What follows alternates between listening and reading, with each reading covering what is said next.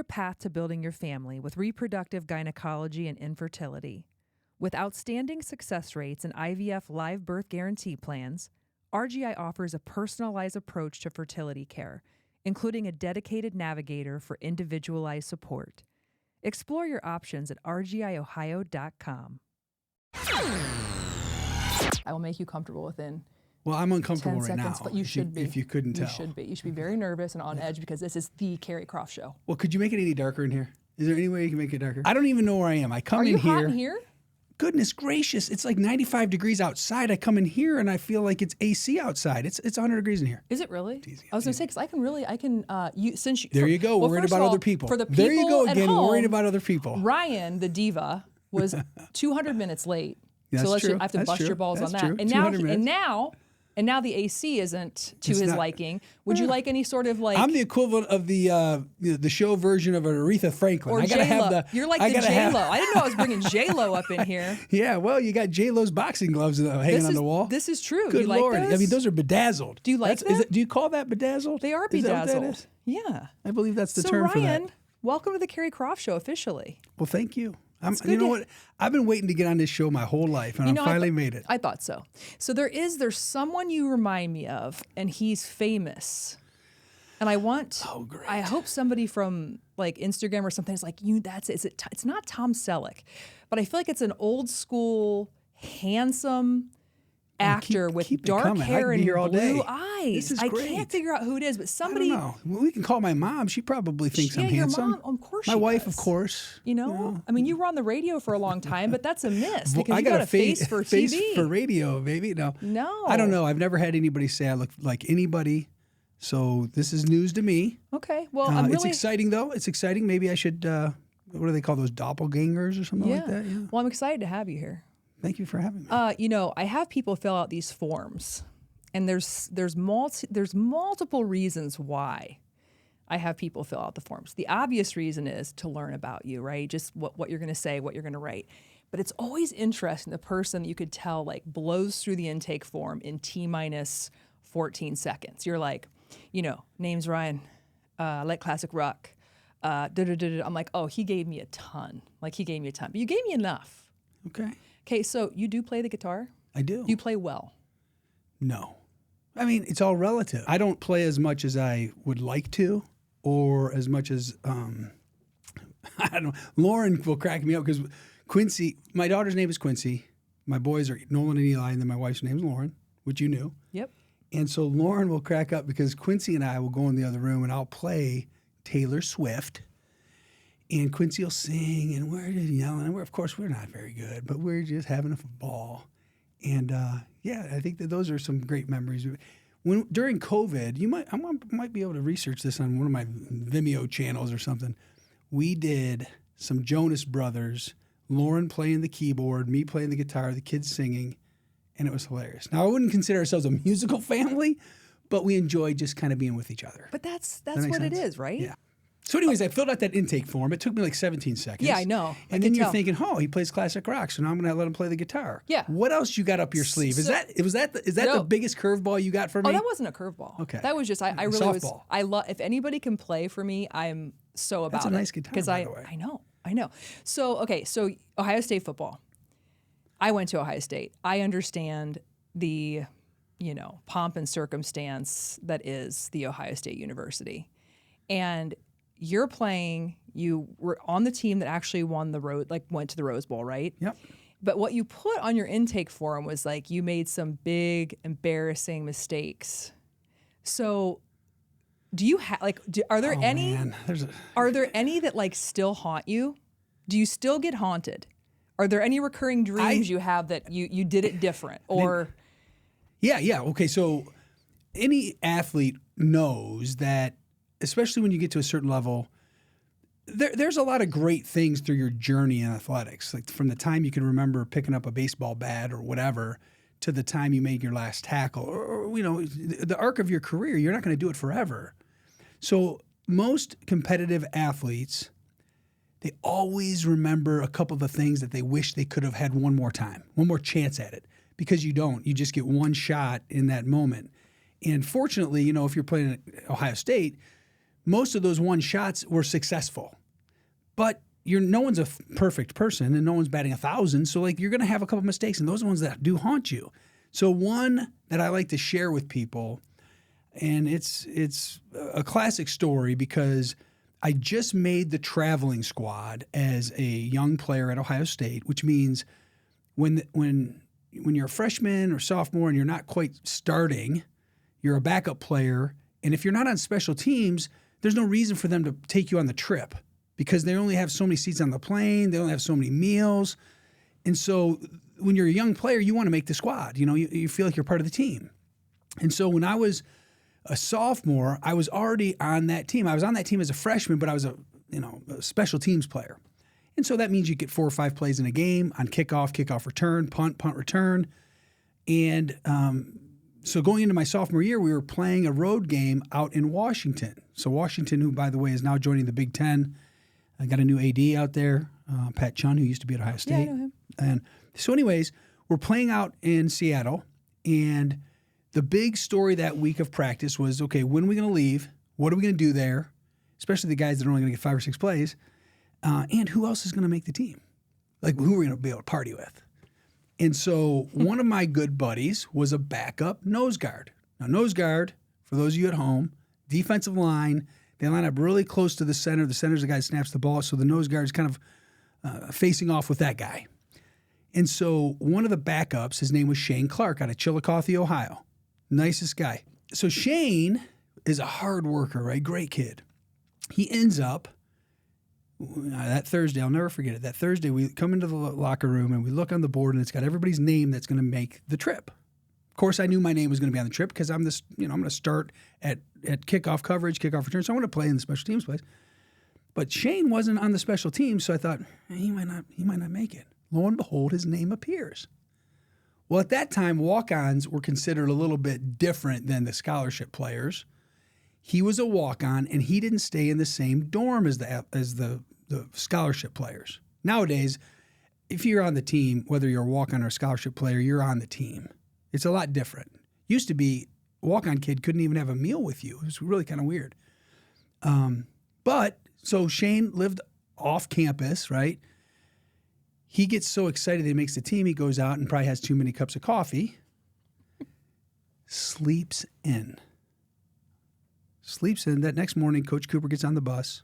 It's 8 a.m. He's like, hey, man, I said wheels up at 8 a.m. Has anyone seen Shane Clark? Everybody says, looking around. And you didn't have cell phones back then because I went to school back in the 1900s, okay? So my man sleeps in. We fly out to Seattle. We're at the market downtown. We're doing all these fun things. It was the grunge scene back then. It was the coolest place on earth. And Shane's back in Columbus. Meanwhile, I'm getting to a point here. We go out and play Washington. Their stadium's right bumped up into the sound there with people with the yachts pulling up the tailgate. It's unbelievably gorgeous. Loudest stadium at that point I'd ever seen in my life. And we received the kickoff. And it's 3 and out, which means we go first down, no yardage, second down, no yardage, third down, no yards. And we're punting out of our own end zone. And I'm on the punt team. So when you punt out of your own end zone, I typically was like one of the gunners that would run down and try to make the tackle. But when you're punting out of your own end zone, you want to tighten it down so that it's further for the people that are trying to block the punt to get to the point of contact on the punter. And so I tighten it down, and I am so nervous because this is my first play of this game, national televised TV. It's out in Seattle.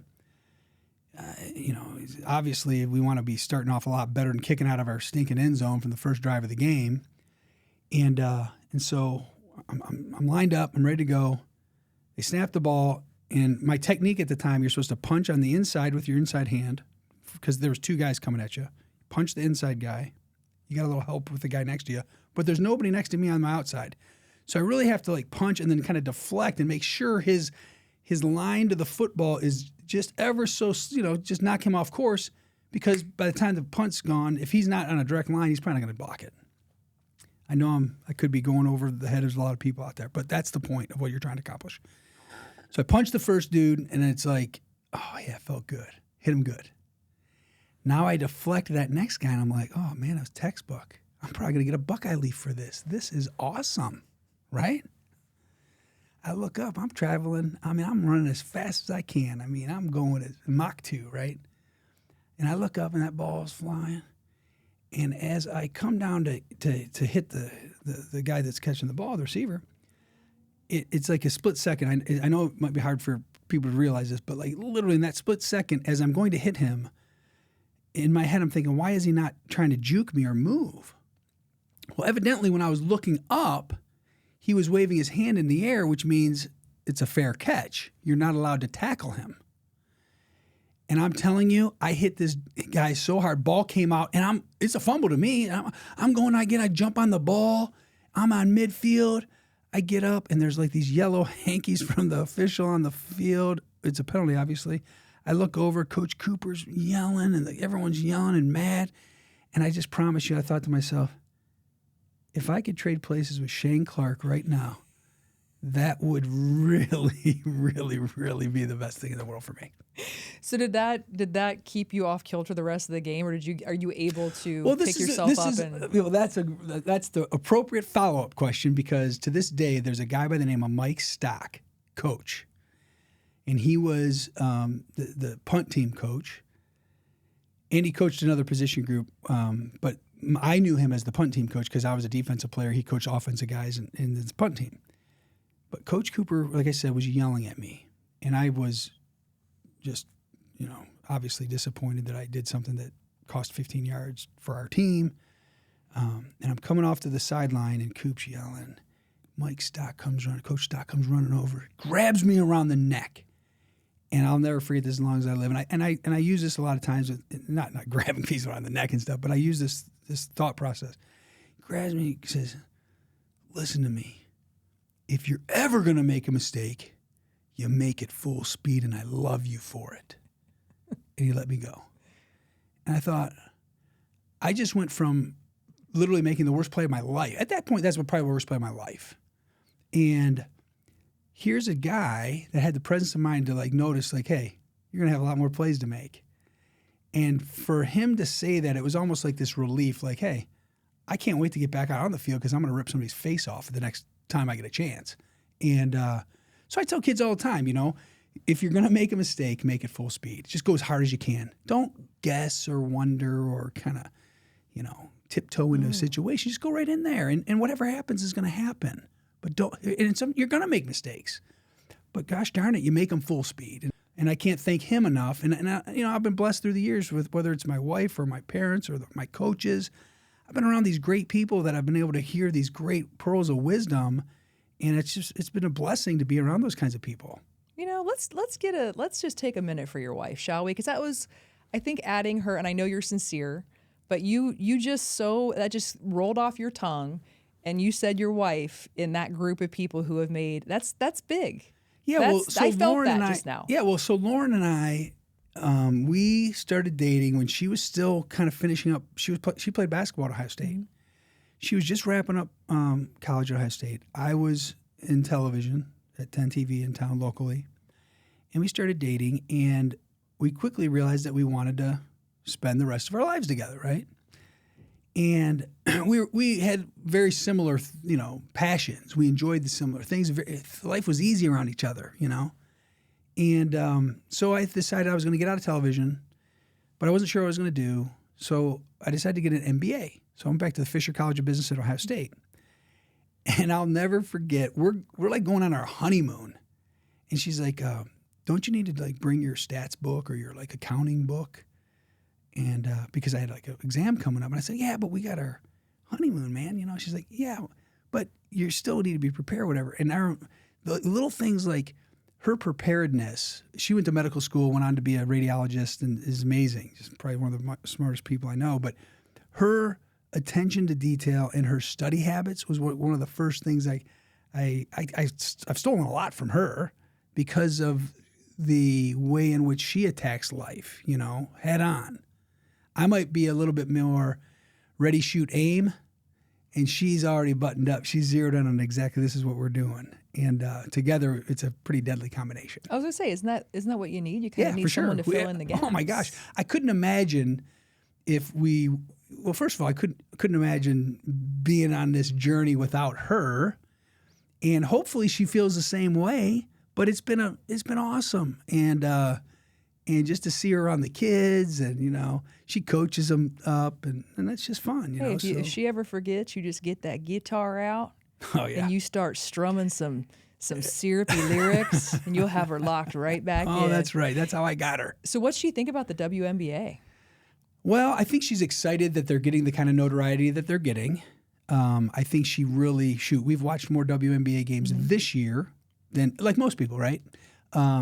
She certainly loves basketball, and, I think that the NCAA for the last few years has produced more competitive teams and has focused on a little bit more storytelling, so there's more stars that you can relate to. This Caitlin Clark story, it was just unbelievable. But aside from Caitlin Clark, there's been a lot of great stories. J.C. Sheldon here in town has been an amazing story with her family and her sister. And so you've got these stories, and, when you're a young girl looking up to people, it's the stories kind of that draw you in. And so the WNBA is, hopefully they continue to do a good job of storytelling, like you were talking about before. But the product is really good, and at the end of the day, you got to have a good product, whether it's business or basketball. You don't have a good product, you're not going to have any customers. You don't have any customers, you don't have a business. And so WNBA is right there. This could be a flashpoint for them. I feel like this could be the year we look back and say, it was either that's when they had a chance and did it, or that's when they had a chance and for whatever reason they just didn't quite capitalize on it, because all the eyeballs are there now. So make it a good one. It's fun. Why did you get out of TV? You seem so suited for it. I think the biggest reason is because, and Megan McCabe is my business partner who played basketball at Ohio State with Lauren.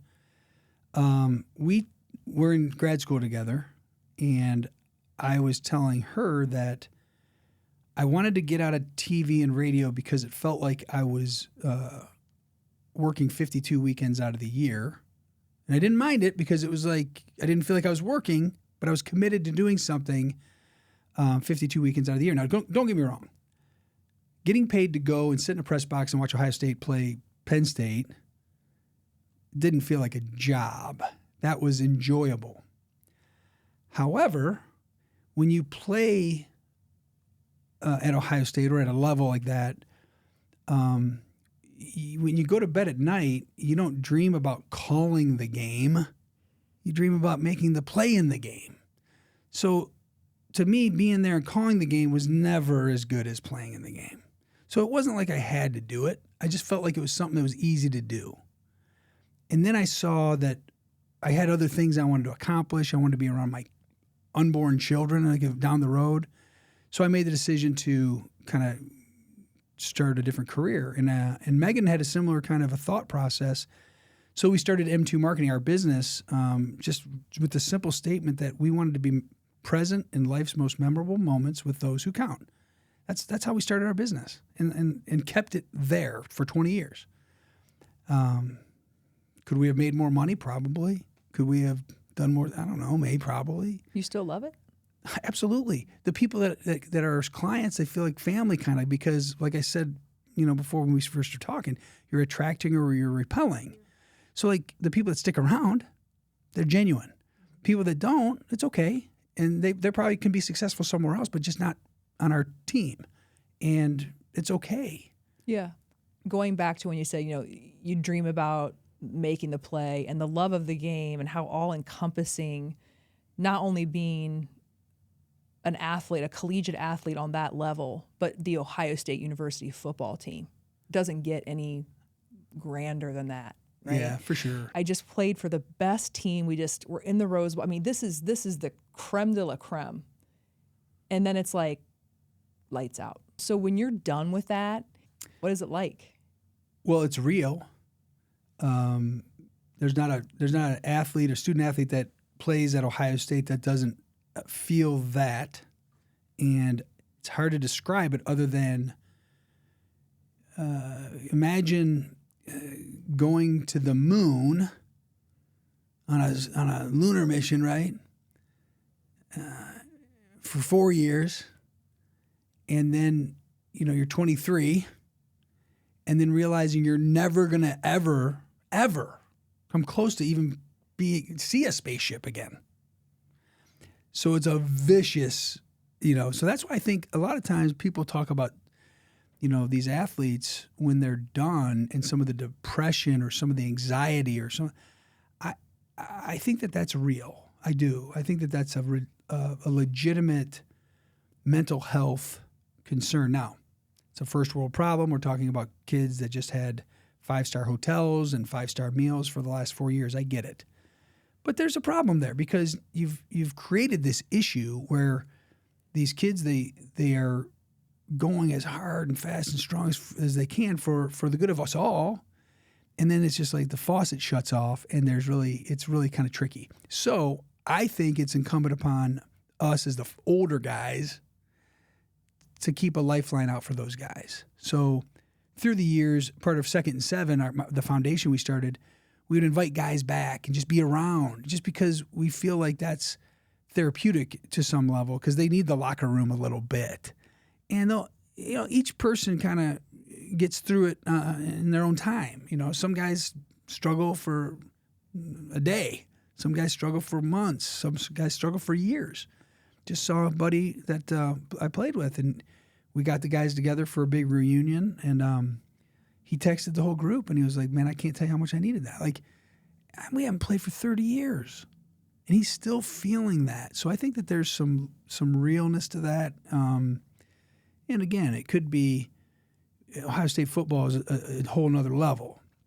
But, I mean, if you're a swimmer, an Olympic swimmer, you put your whole being into that to get to that level. So I think Michael Phelps had issues.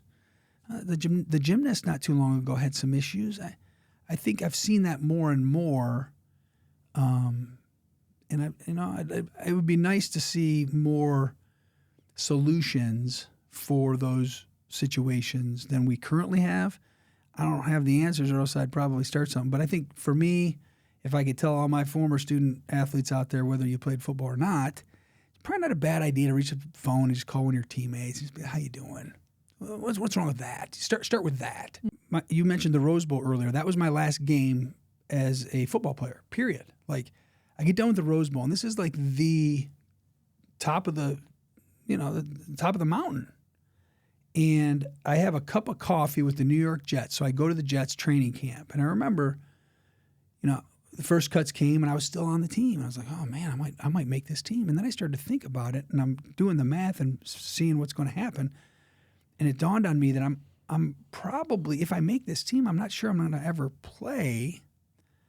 If I do, it might be some kind of a kickoff in an exhibition game or something crazy. How could my last memory be any better than what it just was? So it was time for me to be like, you know what, maybe. Thankfully, I didn't have to make the decision. Bill Parcells was the coach. He made the decision for me. He cut me, which is the right call. But my point is, I was okay with, I was at peace with, hey, I just accomplished what as a little boy I thought playing in a Rose Bowl would be amazing. Just accomplished that. It's over. Again, thank God for my parents and people I was around, because I wasn't depressed with it. I was proud of it. And now I'm on to like my wife and kids are like the same experience. It's even better. I tried to tell the young kids, a guy, I won't share the name, but one of my recent, he's a former Buckeye that was played after me, so I kind of mentor a little bit. He and his wife just recently said they're about to have a baby. So my thought to him was like, you have no idea how much better it's going to be than even your football days. Like, you think, like, all this stuff about whatever.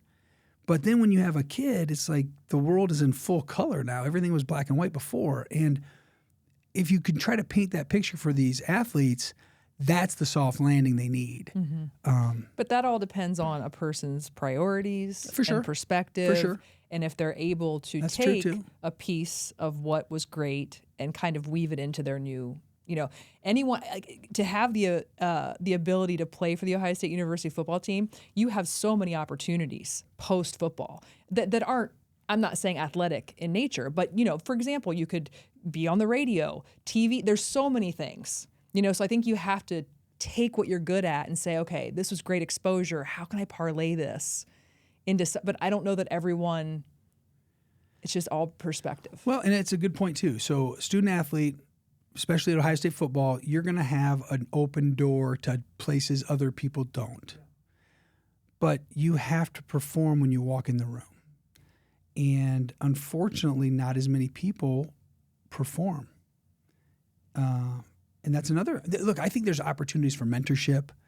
Older guys that came to our teams were amazing, and we probably need to do a better job of connecting the dots because, kids they're still kids. They're going to make kid mistakes. I mean, they haven't been thinking about their life after football, nor should they have been to be that good.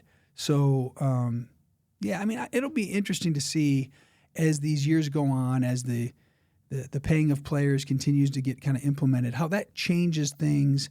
I'd like to think that there'd be, that it's all going to be positive, but I think integrating maybe some of the older guys as mentors would be a really cool thing for them to do. But so before we move forward, I do want to talk about 2nd and 7, but let's go back to high school because you did mention something about losing people in high school. And again, it was very quick. Yeah. But let's dig into that where I said, what were the hard things that you look back on in your life that you've been through? Yeah. You so color that in. Yeah. So I grew up in Allen Park, Michigan. You're not familiar with Allen Park, but it's just southwest Detroit next to Dearborn. It's not the, growing up, it was a totally fine city. But again, you're so insulated with your family that I didn't realize what it was. I just thought it's the greatest place on earth because my parents are the most awesome people. So like whatever, I could have moved. I could have lived wherever. Little did I know that my parents had a lot to do with the way everything turned out because my freshman year I lost the fullback that was on my football team to gun violence. The tackle that was on my team was shot, wasn't killed, but was wounded pretty bad. To this day, it's a bummer I couldn't make it to the funeral. I was at training camp for Ohio State as a freshman, still kind of cutting my teeth, and I'm hearing about my buddy getting killed. And he got killed over something senseless. Like these two buddies of mine were playing football at a Division II school up in Michigan and went downtown like most kids do when they're 19, and you're in Windsor's right next door, and kind of got in an argument with someone, and they got a high-speed car chase. When my buddy pulled off the road, this guy came up right next side of him and just started opening fire into the cab, killed my one friend and severely wounded my other, all for a disagreement. And that one was pretty rough. And then I lost a few other friends to drug addiction and drug overdose. Not that far after that, and it started to dawn on me how tough of an environment I was in without even knowing I was in a tough environment. So clearly you have very solid, loving parents, but can you remember specific things that they did to make you feel safe and loved amidst all of that? Like what was it like? Well, I think that the best things my parents, there's a lot, but the best thing my parents probably ever did was, number one, I think that they loved everyone. Like they truly, truly loved everyone. Like I can't tell you how many times we had kids stay the night, eat dinner over our place and whatnot. And years later, I'll have people on Facebook where I say, "Hey man, I loved your mom. She would make those dinner for me," and it didn't really dawn on me then, but she was kind of raising a few different people at the same time, And so they loving everyone, that was pretty obvious. It was just kind of baked into who we do, what we are. And then I never really felt like my parents gossiped. Like they didn't really talk about people. Like I'd like to think that's pretty simple, right? Like if you keep those kind of rules, like love others, don't talk about people. Keep it simple. My dad used to say, work hard, keep your mouth shut, good things happen. And it's really simple. It's not that hard, but it's hard for people. Hard for everyone. Me too. It's hard for us all. But those are the pillars, right, that we stood on. Can you think of any, like what were like the traditions or things that you did consistently that stick out that you make sure that You know, we all have those Yeah. where it's like, I want to pass this on, or I remember when we did this. We when we were younger, we read together at night. We would read, whether it was a little devotional or read a book, and we would pray together as a family. We would eat together as a family. We'd go to church on Sundays as a family. We'd always have family time, you know. So like carving out time for family was more important than getting in an extra baseball game. And I think that that's a good thing, you know. And I think that that's good modeling. I was at a seminar out at the Rose Bowl actually this past year with all these nonprofits. They all came together. And one of the big takeaways was modeling behavior is the number one influencer of the next generation. And so whether you're a parent or, you know, a cousin or a friend or a neighbor, you're modeling a certain type of behavior that then is going to be passed down to the next person. You know, whether you've got $1 million in the bank or zero, whether you have a really awesome car or not, those things aren't the things. One of the guys even said, it's not what's on you, it's what's in you. So like, you know, all the gold on you, all the cars you're driving, all that stuff, that doesn't really matter. It's what's inside of you. And there's a lot of truth to that. Now, the cynic out there will be like, oh, roll your eyes. It's easy for you. They're looking at me. Look at how you got everything. I'm not sure, man. I've seen this play out over and over again. So, you know, I do think that there's an element of modeling that, you know, is maybe, you know, there's that old poem, like little ears and little eyes always looking up to you. Well, when do those little eyes stop looking up to you is my question. They're always looking up to you. So like model something all the time. So you say that you guys would, you know, you'd skip that baseball game, which leads me to think that your dad wasn't a super pressure guy, like to make you an athlete. No, not at all. Right, okay. Not at all. So you have two boys or one? Two boys. boys and a girl. How old are your boys? 14 and 12. Is there pressure? Like they're like, oh man, my dad played for Ohio State. Like, are they into football? Are you coaching the football team? Good questions. So I have coached their teams when they were younger, so they're Little League football. I don't think that there's pressure for them to perform. Certainly I don't put the pressure on them at all. I teach them what my dad would have taught me or my good coaches would have taught me, which is try your best and be a good listener. Now, trying your best, giving effort, is a choice that you make every time you walk into this room. Right now I'm trying to give you my best. That's just it's right? working. It's working. So I tell them, like, be your best today. Be the best brother. Be the best son. Be the best teammate. Go for it. Just try your best. And if you do that, what else do you want me to tell you? You've won. You've won. So when you're a good listener, you try your best. Now, I'll get disappointed if they're jacking around and they're not listening and they're lazy. Those aren't good qualities. That's a losing formula. So if we want to win, try your best and be a good listener. And we've said that to the time they could hear. We've talked about just try your best and be a good listener. Shoot, my boy Nolan had a game last night. Driving to the game, I said, look, man, there are going to be 10 players on the court, 5 on your team, 5 on their team. If somebody made a pit stop and came in from out of the street, walked in and looked at that court, there should be no mistake of who's given the best effort.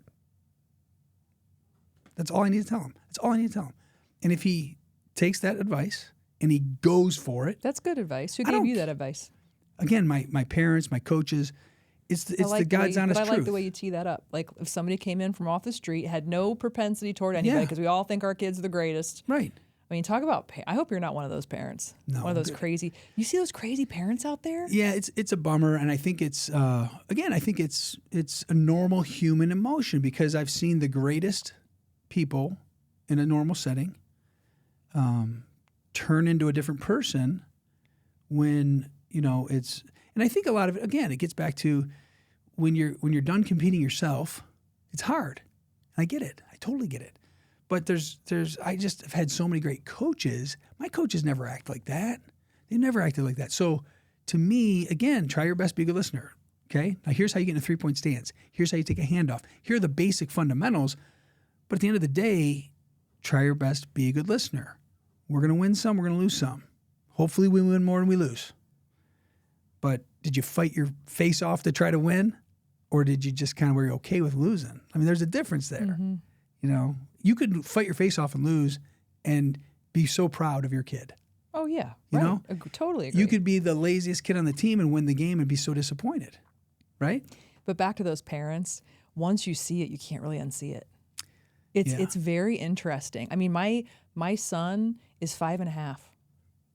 And I've seen some things where Your oldest? Yeah. Okay. Yeah. So He's my oldest. And I have Kyle just turned 10 months. adorable. So you've seen lunacy for your 5.5-year-old? I've seen some things with parents where I'm like, it took me, like, it was so, like, it was hard for me to, like, you know, you don't want to look, but I'm like, what is happening over, like, you could tell their inner child was very triggered. And, you know, if I did with Dane, I mean, he's running around like some kind of, he's 5. Yeah. Sometimes Doing I feel like, should 5-year-old parents stuff. be allowed at the practices? You know, I truly feel sometimes like maybe there should be like, you should be sequestered. Well, the reality is, again, I mean, through the years, my kids are older, so Dane is just you guys are at the starting line of this. Oh, yeah. So I guess if I were to give you my opinion, which, by the way, I don't know if I told you, I'm an expert at my own opinion. I honestly feel like if Dane shows up and you've done your job, he should be a really good listener for that coach, and he should try his best, right? So you don't even need to be at practice. Now, if you show up and the coach is yelling at him because he struck out, but he tried his best, and then the coach yells at him because he threw the ball over the first baseman's head from third base, which no 5-year-old could do anyways, maybe it's time you should consider what kind of person you have coaching or what team he's on. Mm-hmm. But for the most part, man, I've seen parents go to practices and yell and whatever, and I've seen them at games yell and whatever. At the end of the day, none of that stuff matters, man. The kids, hopefully they're enjoying themselves, learning the sport, learning what it means to compete, having their buddies with them, you know, keeping it simple. It's a long road, the journey in athletics. And, you know, some of these parents, like, you can try to will it and you can try to beat your kids, browbeat them, and, you know, do all these things. And that doesn't, the output isn't necessarily going to be a D1. You just have to let them enjoy the process. You can never want it more than your kid does. And it's just, I mean, you can try that, but that's not going to make them want it more than you do. They're going to probably resent it. Yeah. Well, I have no idea what they're going to do. I know this. They came out of the womb, and there's something inherently inside of them that is going to be either A, obsessed with a certain thing, whether it's art or music or, you know, schoolwork or video games or, I mean, whatever, fill in the blank. And it probably is not going to be what you're obsessed with too, by the way, just FYI. And the sooner you figure that out, the more enjoyable it is when you watch them do whatever it is they like to do. You know, you should show up to watch the kid play. I say it all the time. I wish everyone, just for the moment that their kids are playing sports, they could act like a grandparent, because it would probably diffuse the situation and allow the kids to enjoy their experience when they're 5. Dane is 5. Okay, so 2nd and 7.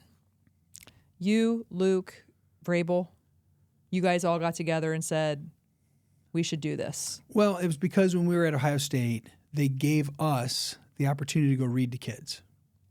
Yep. And at the time, I can remember vividly, the principal would give you a book.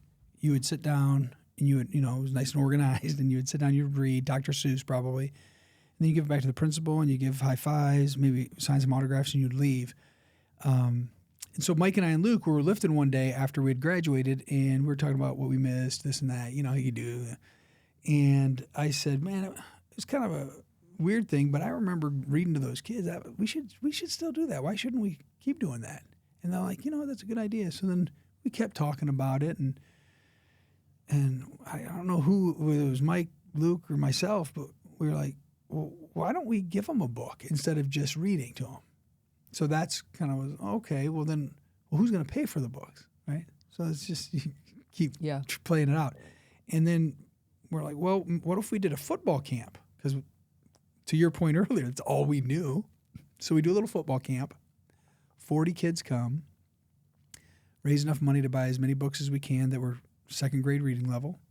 I start making phone calls, line up schools to go read. We ended up reading to 3 one day, 4 to the next day. But the point is, we bought enough books that first year to read to second graders at 7 schools.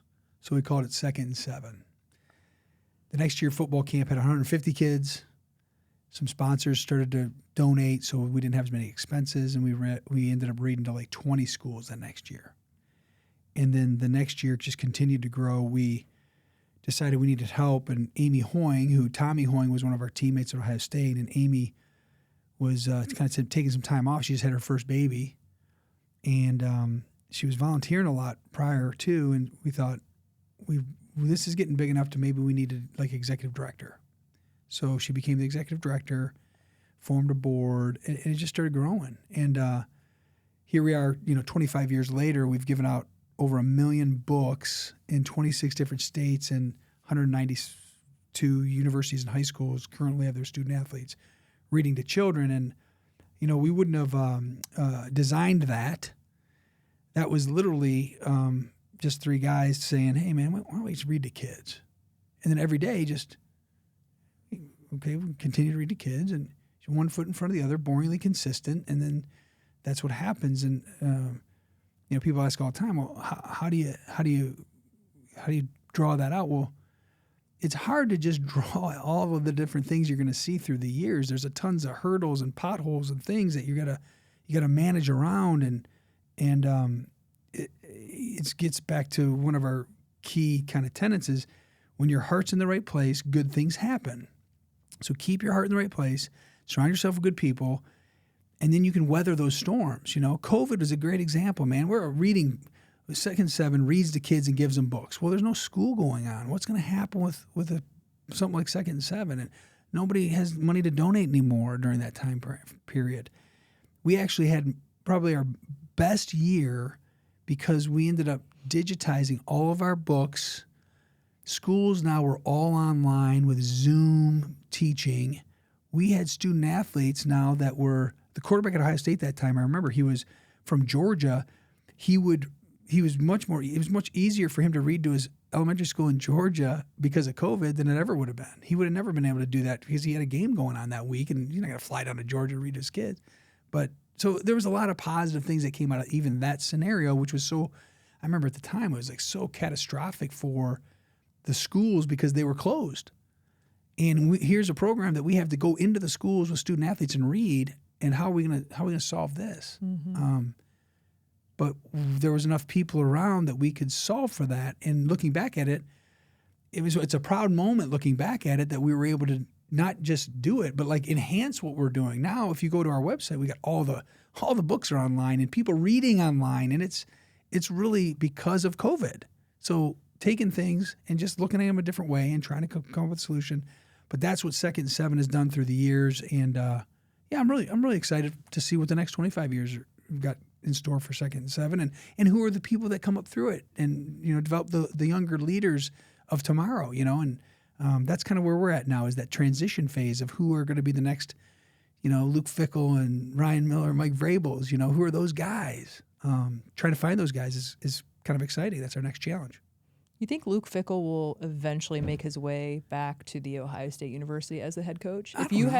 If somebody said, Ryan, it's a trick question. Yes or no, and that's a trick question. Hold on, that's a trick question. That's a sucker question. I've been in the business. I've been in the media business long enough to know there's not a correct answer for this. Why not? So I'm gonna. Why isn't there? Well, ask me the question first. You haven't even asked me the question. Do you think he'll make his way back? You haven't even asked me the question. Will he make his way back to Columbus? Of course he's going to come to Columbus. To be the head coach of the Ohio State University Buckeyes. They're going to play Ohio State. No. I mean, he's going to come to Columbus. Will he get the head coaching job at Ohio State eventually? I'm not saying... What?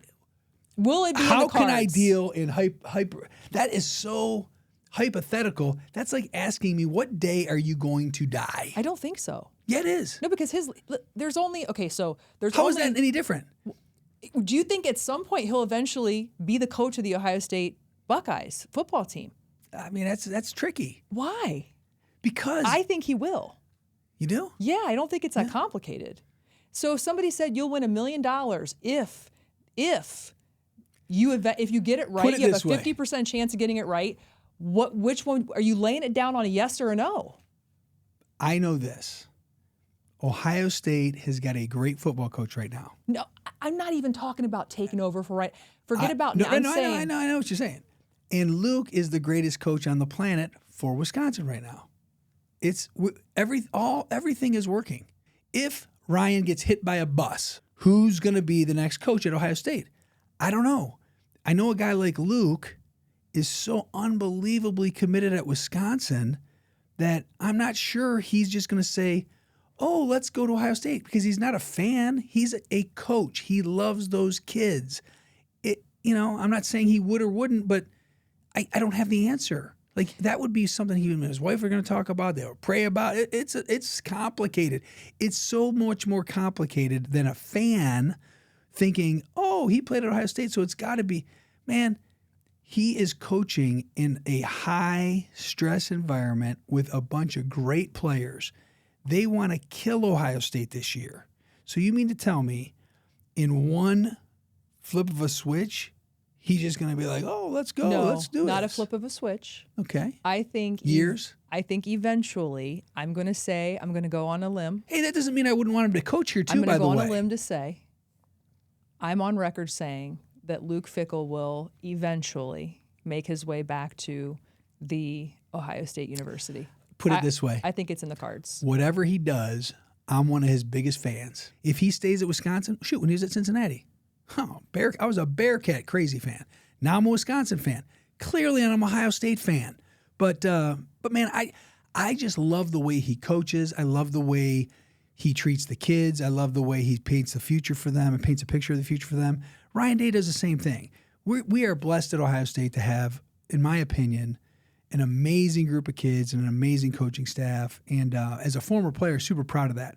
But I would be, if I was a former Wisconsin dude, I would be super pumped too, because Luke is a great guy. And Ryan and Luke are like cut from the same, they're great guys. No, they're both classy. You need those kind of guys. Yeah. And kind of have like the steady.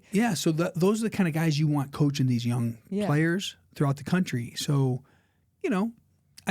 the more I've been around the block with these coaches, there's more good coaches out there than you think. A lot of times, a bad coach will get a bad rap and maybe give the profession a bad rap. But most of these coaches, they're like teachers. They go into it for the same reason a teacher goes in to teach, because they love seeing a kid, learn the alphabet and then start to read, like in the course of a year. And it's like, yes, and they're so sad at the end of the year, right? No different than these coaches, man. They're so like sad when a senior graduates, because they've seen them grow up and they've taught them so much. And let me ask you an easier question. Yeah. Were you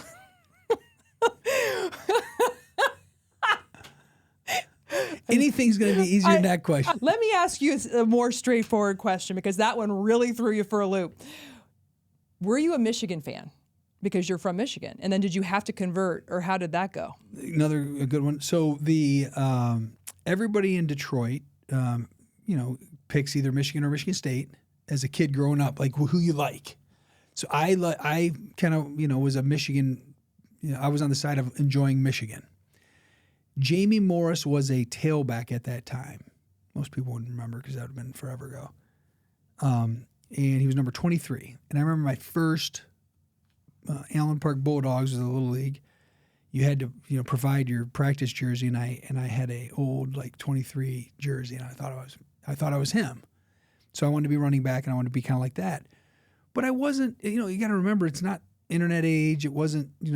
ESPN wasn't even around. I mean, you barely saw, college sports on TV, because you had the Detroit Pistons and the Red Wings and the Lions and the Tigers. These professional sports. College wasn't like in Columbus at all. And clearly high school was like, whatever. So there wasn't this fanaticism. To answer your question, so was I a fan? That's the team I would have pulled for over Michigan State, but it wasn't like this hero worship, crazed fan feeling. So if you had to put one person with you and I in this seat that played football for Ohio State to do like a show, analyzing a game. Yeah, but you got my personality, and then you've got you. Who would round off this threesome? Well, Mike Vrabel's as good as it gets from that standpoint. Let's call him. Yeah. I think we should make it happen. I think we need Mike's the best. We need a female spin a little bit on the game, on the Buckeye situation. Okay. Like, it's Bobby all great. would be good. Bobby Schlags would be good. It could be a train wreck. It could be amazing, but I think we should try it. Okay. Just like a little half-hour spot. How are you going to do that? When are you going to do it? Like during an actual game this year? Well, we got to figure it out. How are we going to do it? See my earlier comment, man. I don't work on the weekends. No, I think we crazy? do. I think we analyze it like post. Oh, afterwards. Mm-hmm. Oh, okay. Yeah, like a half an hour like drip. It could be really fun. No, it could be funny. Yeah, funny. Yeah. Well, I mean, anything's possible, right? Zach Bourne is a pretty funny guy. Okay. He actually would be pretty funny. Jake, there's a lot of funny guys. Well, can you put that little seed in your brain and we'll... You know what? Why don't we follow up with me offline? I will. Why don't you do that? Okay, we'll take do this that. one, put this in the parking lot, and we'll come back to it a little bit later. Anything else you want to say about 2nd and 7, or anything else before we wrap up? I would say this about 2nd and 7. If you aren't aware of what 2nd and 7's been doing, you can go to the website, which is secondand7 all spelled out.com. And just please learn a little bit about it. If you feel so willing to donate, that's great. If you want to be part of an event, that's great too. If you want to start a program in your area, if we want to volunteer, we've got the last year we've been actually taking donated books at our book bank. So just trust me, I don't think you'll be disappointed with what 2nd 7's been doing. I love that. Yeah. And they definitely won't be disappointed in you. Well, I appreciate you having me on, seriously. No, you really, after you finally showed up, this was amazing. Yeah, I was only 2-3 minutes late, wasn't I? You were actually almost a half hour late. Was I? Yeah, but you know what? You wooed me with the acoustics. What can I say? Well, thanks for having me. Thank you, Ryan. And if you're still out there following your girl, follow me on YouTube, Spotify, Apple, or wherever you get your podcasts. Until next time, keep moving. Well done.